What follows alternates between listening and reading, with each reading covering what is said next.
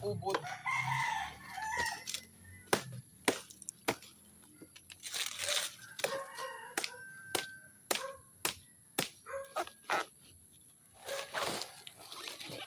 Yan mga lods, madali na siya makuha kasi nilagari na.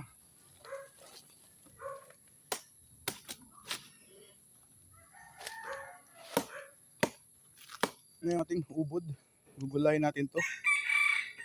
Gagataan natin. Mga lods, nabalatan ko na pala yung ating ubod. Ubod ng nyog. Kukulin natin yung pinakamalambot na parte niya. Yun yung ating gugulayin.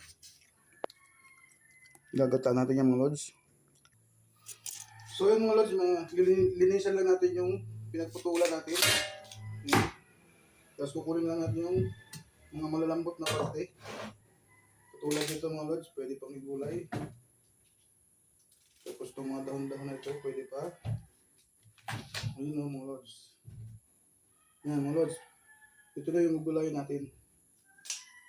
Gayatin lang natin siya ng maliliit mga lods. Yan. Ito na yung ating panggulay na ubod. Gigayatin lang natin siya ng maliliit. Yan. Mga lods.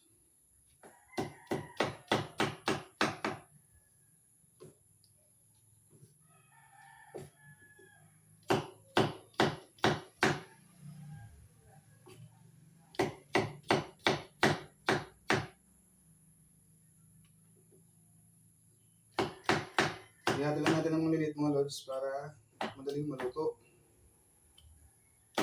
Ito yung pagluluto ng ubod. Pero pwede mo na rin kayo nahilang.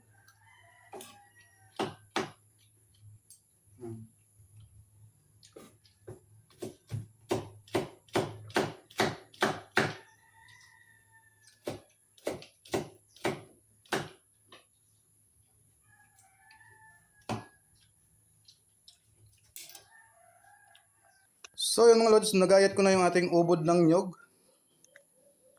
Magbabalat naman tayo ng nyog. So yun mga lods, magbabalat muna tayo ng nyog.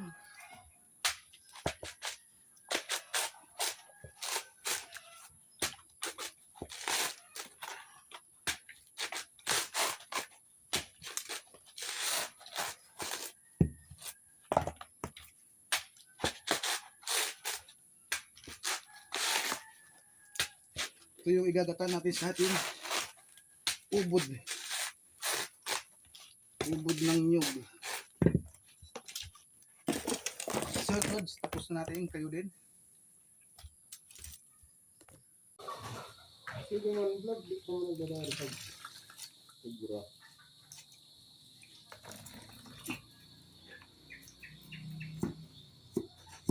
So mga lods, ilagay muna natin yung ating ubod ng lubi, ng nyog sa kawali. Lagyan natin ng paminta mga lods.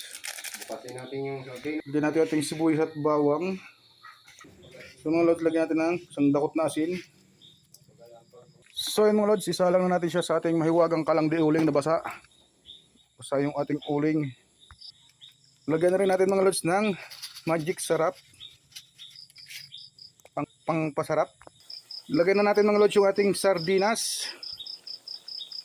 Yan mga lods oh. Lang natin ng konti.